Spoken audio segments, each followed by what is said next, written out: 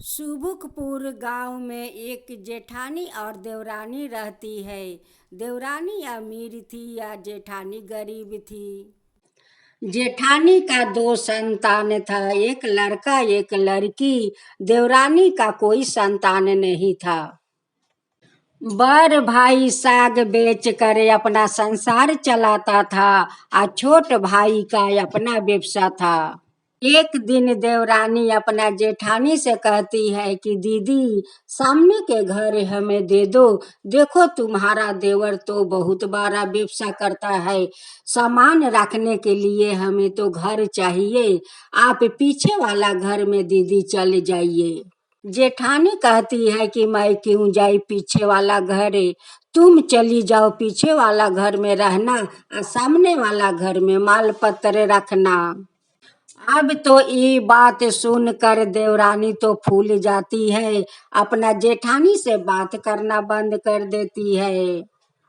जेठानी का पति जहां तहां से साग ले आता था और बाजार में जाकर बेचता था। जो पैसा मिलता वही पैसा से अपना संसार चला रहा था। जैसे तैसे अपना गुजारा कर रहे थे। जेठानी अपना बच्चों को नहीं अच्छा कपड़ा पहना सकती थी और नहीं अच्छा भोजन दे सकती थी, क्योंकि वो लोग बहुत गरीब था। देवरानी अपना घर में पर पकवान बनाती थी, पर पकवान बनाकर खाया करती और बच्चों लोग का देखा देखा कर कुत्ता को खिलाया करती। जब दोनों बच्चों अपना चाची को कुत्तों को खिलाते हुए देखता तो अपने भाई बहन बात करने लगता कि अगर चाची कुत्ता को नहीं खिलाकर हमें पकवान देती तो हम लोग खा लेते। वैसा ही बच्चों को देखा देखा कर कभी कुत्ता को पकवान खिलाया करती तो कभी मांस मांस खिलाया करती। दोनों बच्चों अपना माँ से जाकर कहता है कि माँ, देखो ना, चाची पकवान बना बना कर कुत्तों को खिला रही है। वो पकवान कुत्ता को नहीं खिलाकर हमें दे देती तो हम लोग खा लेते माँ।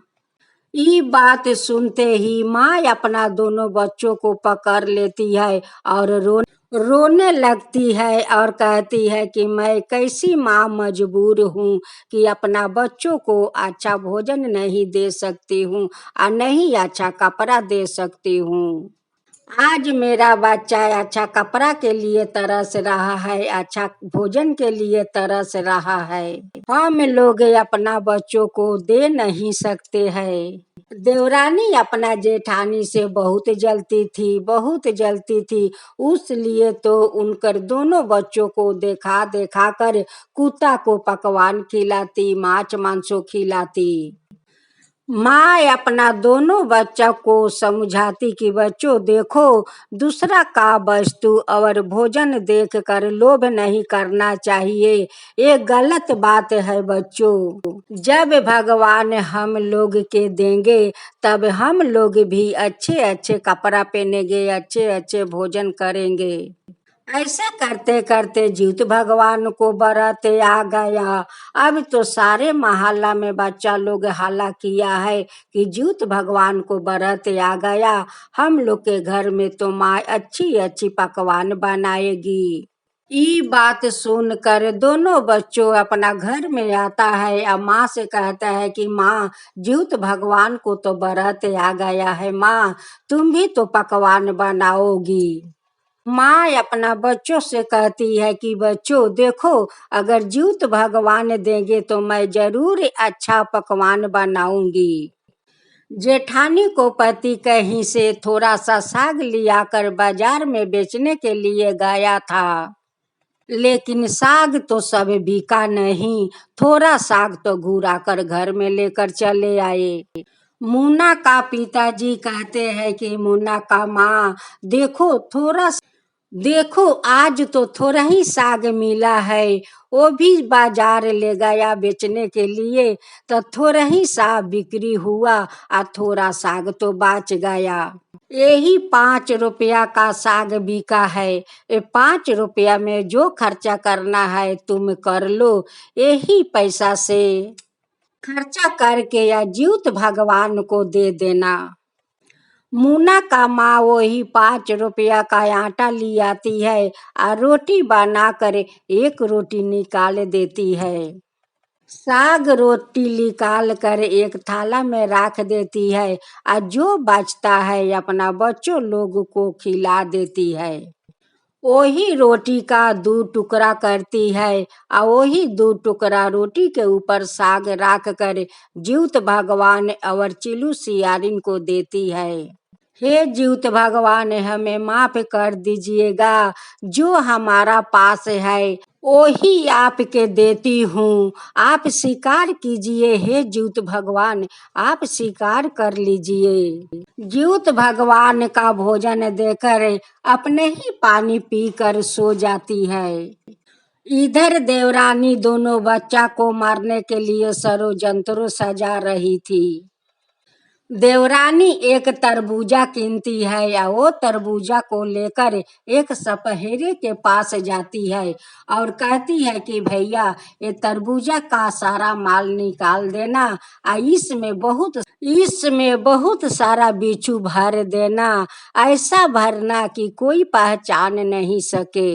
देवरानी तरबूजा लेकर घर में तो चली आई। तरबूजा घर में रख कर अब तो सोच रही है कि जैसे मैं फाका पाऊंगी वैसे दोनों बच्चा को तरबूजा दे दूंगी। जैसे बच्चा लोग तरबूजा को काटेगा वैसे बिच्छू निकल कर दोनों बच्चा को काट लेगा और दोनों बच्चा मर जाएगा। यही षड्यंत्र घर में सजा रखी थी। लोग कहते हैं ना कि जब तक भगवान नहीं मारेंगे तो आदमी क्या मारेंगे। मरने वाला को कोई बचाने वाला नहीं है और बचाने वाला को कोई मारने वाला नहीं है। शाम को समय सब लोग नहाने नदी में जा रहा था। जेठानी अपना दोनों बच्चों को साथ ले गई। मुन्ना को माँ नहा धोआ कर श्रद्धा भक्ति से जीवित भगवान का कथा सुनी और कहती है कि देखो बच्चों, घर के अंदर लुकाकर तरबूजा काटना, नहीं तो तुम्हारा मम्मी देख लेगी तो तरबूजा खाने नहीं देगी। कथा सुनकर अरेर बरेर से मिली और मिलकर अपना घर चली आई। मुन्ना का माँ दोनों बच्चों से कहती है कि बच्चा लोग यही घर में रहना, मैं बाहर जाकर अभी आती हूँ। दोनों बच्चों अंगना में खेल रहे थे। देवरानी कहने लगी कि जेठानी तो बाहर में चली गई, अब तो मैं बच्चा लोग को बुलाकर मैं तरबूजा दे देती हूँ।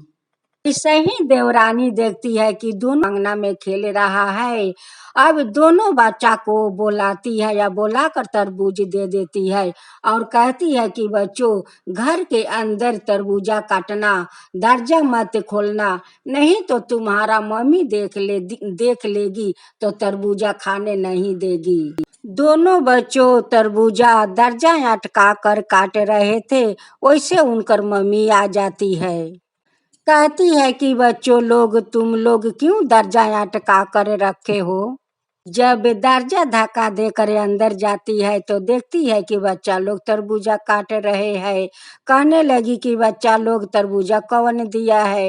वो कहता है कि माँ ये तो तरबूजा चाची दी है कि जाओ तुम लोग घर में लुका कर तरबूजा काटना, नहीं तो तुम्हारा मम्मी देख लेगी तो तरबूजा खाने नहीं देगी। बच्चा लोग तरबूजा को तो काट लिए थे, जब उनकर मम्मी देखती है तो तरबूजा के अंदर सोना के बहुत सारे बिच्छू है।